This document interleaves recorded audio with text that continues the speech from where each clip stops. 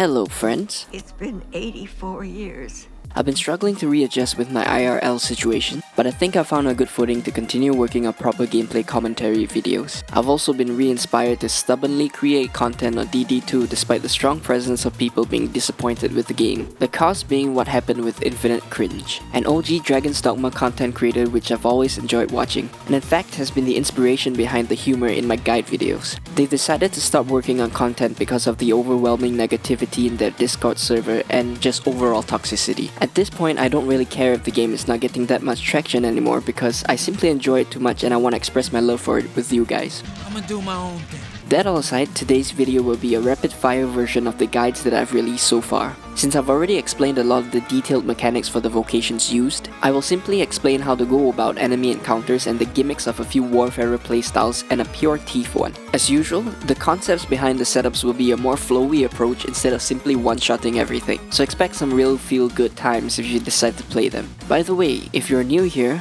hi, I'm Jester.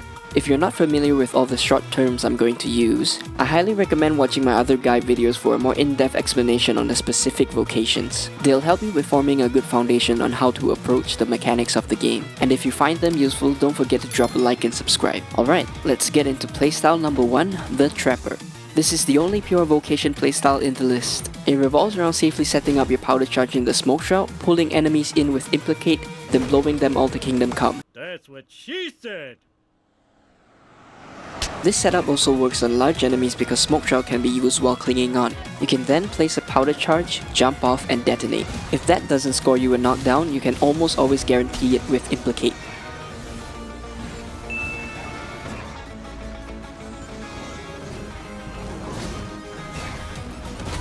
Man, just watching back this footage is so satisfying. So in summary, smoke. Dash off the point you place the smoke because enemies tend to target the spot they last saw you. Place powder charge, then use Implicate to pull as many enemies as you can into the powder charge. You could detonate with it underneath you but it will knock you back. So my suggestion would be jump away and detonate. It's also a faster animation recovery when you detonate in the air. I put Concussive Leap in the last skill slot for this purpose, because Concussive Leap into detonation looks really cool. It's also overall a very useful movement skill.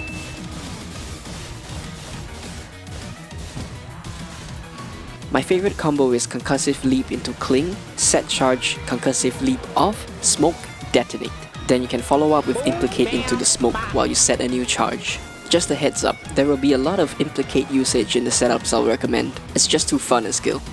I'll remind you to implement the combat strategies from my Thief video for all the situations in between your explosive shenanigans.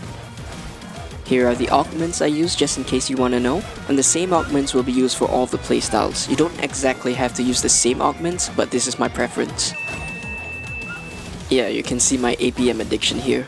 Oh, and an additional advice and highlight on the Veracity augment.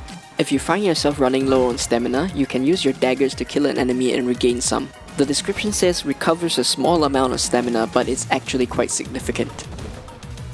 Alright, on to the next playstyle. I call this one the Stealth Sniper, using Thief and Archer. This one also plays on the Smoke Shroud gimmick, but it's a lot simpler. You place Smoke Shroud, reposition, and use one of your 2 Archer skills or simply use your core skills. I particularly like using Tempest Shot in synergy with Veracity. You can chain kill whole groups of enemies with this, and it gives you a feeling of being a tactical master. I like to keep Deathly Arrow as the second skill for larger enemies and more damage output. And with the latest update, the damage for this skill has been buffed, charge time has been reduced, and the window for a perfect release has been extended. The dopamine hits so hard when you get that sick slow-mo. You could use Lindsay Sight instead, but I find very few situations that you will want the crazy zoom in. But if you can manage it, I would say it would fit the title of a stealth sniper much better. The core basics of the vocation still apply. If you find yourself needing to disengage, you can use the Archer air kick to get out of a crowd. From there, pop a smoke and start taking heads off. I don't think I need to explain too much on large enemy encounters. Simply stay out of sight, shoot the enemy until they get knocked down, then you can continue shooting or you can go in for a finisher with your daggers and disengage. Rinse and repeat if the enemy is not dead. Sticking with Thief and Archer, the third playstyle is a trimmed down version of my Mystic Strider build and a callback to the classic Strider from the first game. The core concept is similar to Mystic Strider as you weave in between close and long range combat. You can almost recreate Leaping Stone from DD1 using Implicate, Concussive Leap, and then switch to Archer and kick shotting. For your last skill slot, I suggest using Deathly Arrow or Spiral Arrow as a reference to the old Ranger vocation. And here's an interesting thing. If you use Implicate on an enemy that's being staggered by Spiral Arrow, you can sometimes actually juggle small to medium-sized enemies. This is actually the basis of the next combo I plan to make. Hopefully it leads to something cool.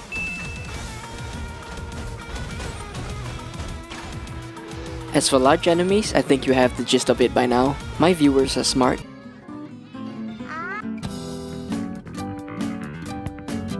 So that's it for Strider Remastered. Playstyle number 4 I would say is an acquired taste.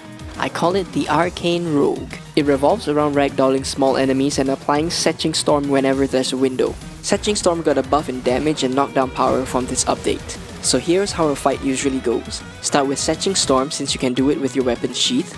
Implicate to pull an enemy towards you. Setching Storm again and start charging Bolt. Lift the enemy with Humble Offrange, throw them into other enemies, use Scattering Bolt to stun the enemies which are now grouped up so that you are safe to fought in. If you fail to use Scattering Fought, it's not the end of the world. You usually can get away with it unless there's more than 4 enemies or so. You can now use another Humble Offrange on all of the stunned enemies alongside building up more Setching Storm. Alternatively, you can execute one of the enemies with either of your weapons and regain some stamina through Veracity. Using Humble Offrange plus Setching Storm uses up a lot of stamina, and Charging Bolt stops your stamina regeneration, so Veracity is actually pretty important to have in this build. You should still be able to lift the remaining enemies even after the execution though. And as usual, if things aren't dead, rinse and repeat. For large enemies, you will need to rely on your daggers a little more.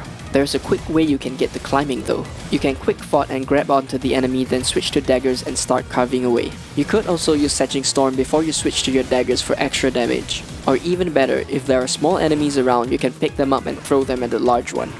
Doesn't do much, but it looks cool. And then there's the extra style bonus if you get to kill a boss with Setching Storm while sheathing your weapon. So much potential for boss fight videos. Did I mention I love the combat in this game? The last playstyle I brought today I'd like to call Death from Above, which I am also dreading to say which skills are a part of it. It's a combination of Mystic Spearhand and Warrior. I'm still gonna get called out by this. Mirror Shield makes a return. What did he say? Yes, I know. I talked mad shit about it in my Mystic Spearhand video, but hear me out, this is quite justified. As you know, Warrior gets some knockdown resistance buff, but when you're in Warfarer that doesn't apply. But don't worry, patching up the knockdown resistance is not the only reason we're using Mystic Spearhand. So your game plan goes like this. You start charging Bolt while using Mirror Shield, jump, quick fought, switch to Warrior and Diluvian Strike. This will usually take out any small enemy. And since you have the shield up, other enemies that attack you will not knock you down. They will instead be hit by Diluvian Strike's subsequent hits, which should also have a damage buff since you attack from the air. After this, use Barge to cancel recovery frames and possibly interrupting any more enemies coming your way. And with this update, Barge can be cancelled earlier. So you can switch to Spearhand pretty quickly to use Mirror Shield again. And if you notice, the shield goes away right after you use Barge. So it's still a level of difficulty of keeping the shield up. And while the skill activates, you can start charging Bolt again. And you can keep pogo stomping small enemies. I like to keep Indomitable Lash as the last skill so that I can Hulk smash the last enemy. Also to smack big enemies. For large enemies, I quick fought, grab on, switch to Warrior, jump and heavy attack. Or from grabbing on, you can climb to the top and use Diluvian Strike. You can repeat this process until the enemy falls over. Then you can smash their head in with Indomitable Lash. And that settles it for all the playstyles I have for you today, but you can expect more moving forward. I'm planning out some combos, some GMVs, and also, I would like to start a challenge of taking suggestions from you guys in the comments and see if I can make cohesive setups with them. And if you want to talk more about Dragon's Dogma off the clock, come join my Discord server. It's not easy to find people to share fun conversations about games these days, and I want to create a place where we can enjoy this game together. Alrighty then. That's all I have for now. Take care and have fun, fellow Risen. Jester signing off.